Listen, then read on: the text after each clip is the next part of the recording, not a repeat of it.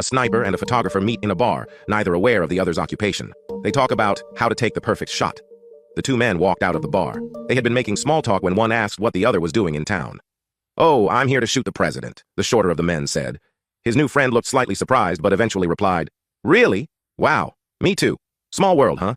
Still, I guess the way this year has gone, there are going to be loads of people there with the same plan." They conferred for a minute and agreed that yes, there would be many.